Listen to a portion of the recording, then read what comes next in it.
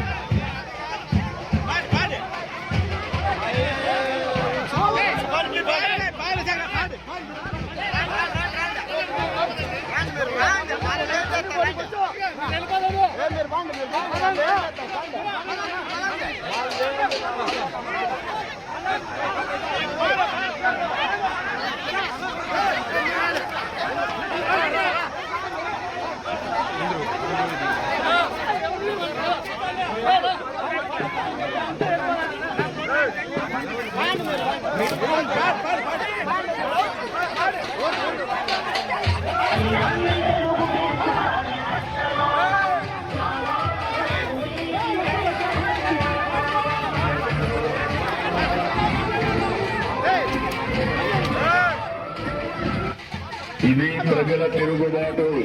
ప్రజలు కాని కండెర్ర చేసి మీ ఊరులోనే మీకు పుట్టుగతులు ఉండవు. ఈ విషయం మీరు గుర్తుపెట్టుకోండి. తెలుగుదేశం పార్టీ లేకుండా చేస్తారంట. నిన్ను పుట్టించిన దేవుడు వల్ల కూడా కాదు. కాబట్టి జాగ్రత్తగా